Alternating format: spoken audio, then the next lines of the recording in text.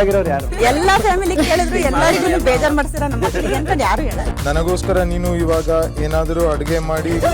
ರಾಶಿಕಾ ತಾಯಿಗೆ ಬೇಸರ ಮಾಡಿದ್ರ ಗಿಲ್ಲಿ, ಅಮ್ಮನನ್ನ ಕಂಡು ಸೂರಜ್ ಭಾವುಕ.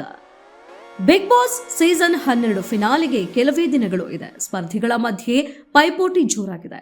ಈ ವಾರ ಬಿಗ್ ಬಾಸ್ ಮನೆಗೆ ಸ್ಪರ್ಧಿಗಳ ಕುಟುಂಬಸ್ಥರು ಆಗಮಿಸಿದ್ದು, ರಾಶಿಕಾ ಅವರ ತಾಯಿ ಮತ್ತು ಸೋದರ ಎಂಟ್ರಿ ಕೊಟ್ರೆ, ಅನಿರೀಕ್ಷಿತವಾಗಿ ತನ್ನ ತಾಯಿಯನ್ನ ಕಂಡು ಸೂರಜ್ ಭಾವುಕರಾಗಿದ್ದಾರೆ.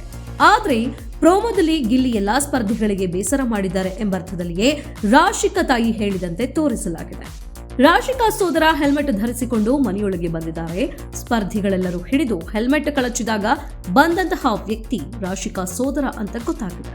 ತದನಂತರ ರಾಶಿಕಾ ತಾಯಿ ಎಂಟ್ರಿ ಕೊಟ್ಟಿದ್ದಾರೆ. ಈ ವೇಳೆ ಗಿಲ್ಲಿ ಅವರು 5 ಪುರುಷ ಸ್ಪರ್ಧಿಗಳಲ್ಲಿ ನಿಮಗ್ಯಾರು ಇಷ್ಟ ಅಂತ ಕೇಳಿದ್ದಾರೆ. ಈ ಉತ್ತರ ಬಗ್ಗೆ ಪ್ರೋಮೋದಲ್ಲಿ ಇಲ್ಲ. ಆದ್ರೆ ಕೊನೆಯಲ್ಲಿ ರಾಶಿಕಾ ತಾಯಿ ಸ್ವಲ್ಪ ಬೇಸರದಲ್ಲಿಯೇ ಮಾತನಾಡಿದಂತಿದೆ. ಇನ್ನು ಮನೆಗೆ ಸೂರಜ್ ತಾಯಿ ಕೂಡ ಬಂದಿದ್ದಾರೆ. ಸೂರಜ್ ತಾಯಿ ಅವರ ಲೆಟರ್ ಕೂಡ ಬಂದಿದೆ. ನೀನು ಇಲ್ಲದೆ ಅಡುಗೆ ಮಾಡಲು ಮನಸ್ಸು ಬರ್ತಿಲ್ಲ, ಏನಾದರೂ ಅಡುಗೆ ಮಾಡಿ ಕಳುಹಿಸಿಕೊಡು ಎಂದು ಬಾಕ್ಸ್ ಜೊತೆಗೆ ಲೆಟರ್ ಕೂಡ ಕಳುಹಿಸಿಕೊಟ್ಟಿದ್ದಾರೆ.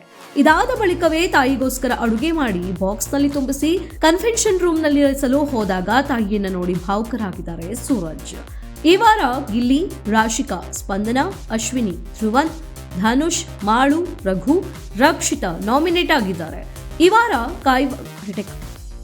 ವಾರ ಕಾವ್ಯ ಶೈವ ಅವರು ಕ್ಯಾಪ್ಟನ್ ಆಗಿದ್ದಾರೆ. ಹಾಗಾಗಿ ಅವರು ನಾಮಿನೇಷನ್ ನಿಂದ ಬಚಾವಾಗಿದ್ದಾರೆ.